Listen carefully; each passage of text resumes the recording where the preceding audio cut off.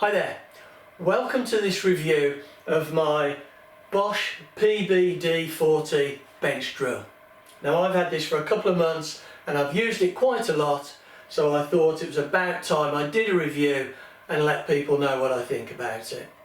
One of the things that kind of spurred me on to do a review is that when I was looking for what drill to buy, I was reading the reviews of this, and some of them were very good, some of them weren't particularly good, and it caused me a lot of angst about whether this was going to actually do what I wanted it to do.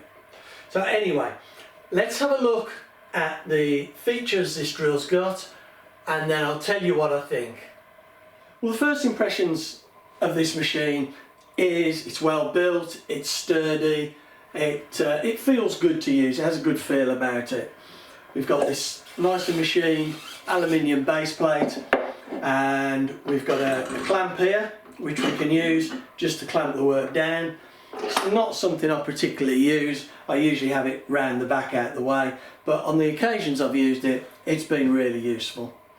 Now, on the actual body of the drill itself, we have two speed selectors here, a low speed and a high speed, and on number one we get a range of 200 to 850 RPM. If we want higher, we get a range of 600 up to 2500 RPM, which is really good to be able to have high speed and that really low 200. I found that really useful and was one of the things that attracted me to this. So when we're in that range, we use this dial on the front here just to turn it to select the speed we want, and we've got a digital display here, I'll show you that better in a minute, which gives you the readout of the precise speed that we're doing. If there's a problem, there's an emergency stop, so we can just bang the red button and that goes off. So it's very easy to use, and I'll just move the camera around and show you that. We'll put this onto gear 1, so onto the slow speed setting, and I'll move the camera around now so you can see the dials. Right, well, I'll try and film this without getting too much of myself in the way of the camera. I should have said earlier that the capacity for this is for steel, it will do up to 13mm, and wood it will do up to 40mm. So we've got the LCD display here, and we can turn it on, lights up the display, and we've got a light which will light up where we're drilling. We've got a laser which is actually a crosshair that lights up on the work here. You probably can't see that. I think that's a little bit dim for me, but I'm a little bit red colourblind, so other people might see that a little bit brighter. I have used it a few times, it is accurate and it is useful, but I think it depends on the surface that you're actually shining it on, how useful it is. We've also got a depth stop for that we can set to 0. So if we press the depth stop button there, you can see that goes up and down, the amount of movement, travel that we're going up and down, and then you can zero that. So you can zero that wherever you want. Now, I've actually found that quite useful on a couple of occasions where I was drilling some aluminium and just wanted to do 5mm at a time and then measure it, so I could be quite accurate on how deep I was going. So let's see, what else have we got. Now I will just show you this running, drill a hole.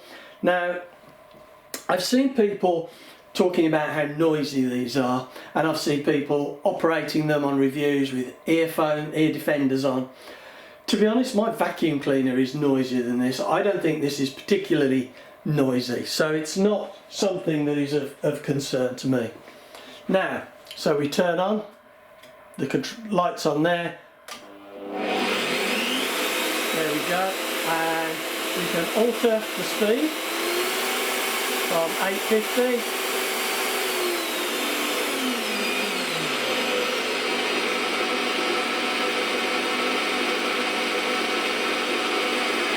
down to 200 or 210.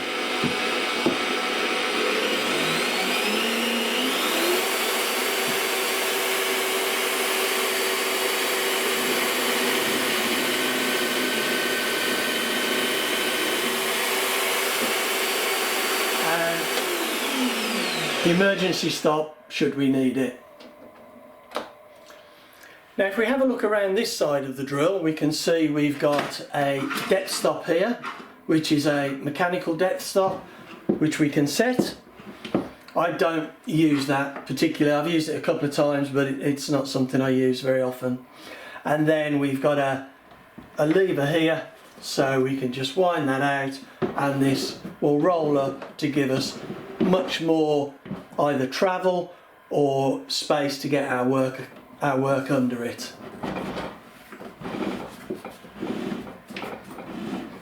There we go, and then we just tighten that up and we're back. One of the other things that people have had issues with is this wheel, the fact it's a wheel rather than a lever. I actually quite like this. It's rubber coated, it's easy to hold, it's got a good grip, and yeah, you can get a lot of travel on this wheel, and I think this is no worse or easier particularly than if you had got a lever. In fact, it's probably easier because it's a continuous wheel. You can move your hand round if need be. So I quite like that. It's not something that I will be changing, that's for sure. One of the things that this has been criticised for is having a lot of play in the chuck and the spindle and not being particularly accurate. Now I've found that I'm a model maker, I make radio control model aeroplanes, and I've found that this is perfectly accurate and adequate for the type of work I'm doing. If you're a machinist, you're making engines or components like that and you need high precision, then maybe this isn't the drill for you. There is a little bit of movement here, look, you can see that just wobbling, you can hear it, you can hear the chuck moving, but I find that this drills accurately. This is a 13mm drill in here, and if I set it going,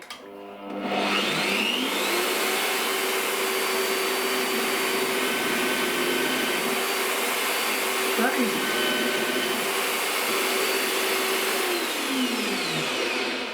to me, that is drilling a nice hole, just what I need. There's not a lot of wobble on that. Now if I take that out, put in a smaller drill. People have said about this chuck not being very good. Again, I find it perfectly adequate for the type of work I'm doing. It's hand tightened and it's got a lock on it. Very simple to use. Very easy to tighten, to loosen, so it's like I say, it's perfect for what I want. Now if we just move this down, and I will come along and adjust the camera so that there is a better view of that. And now we'll just quickly drill a 3mm hole.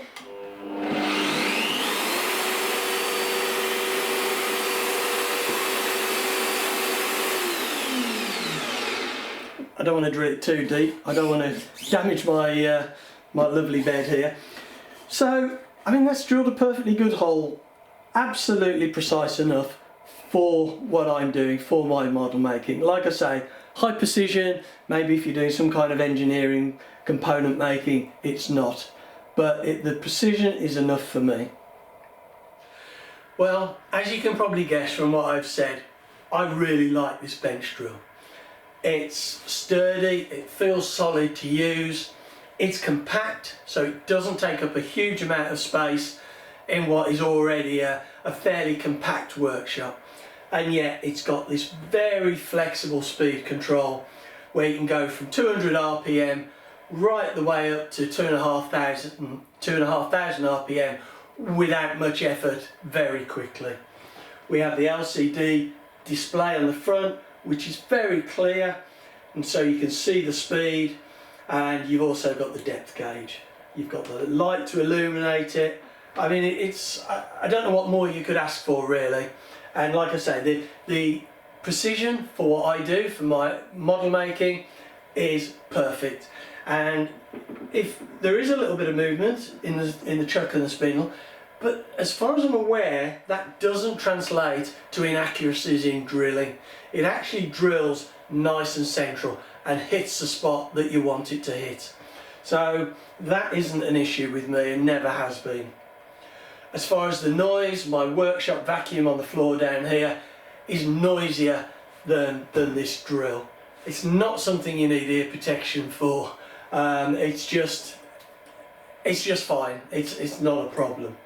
So that's about all I can say about this drill. It's something that I'm really pleased I took the plunge and bought, and I'm very pleased with it. So I hope you found this review useful, and I hope it'll help you make up your mind as to what bench drill to get. Maybe this is one worth considering.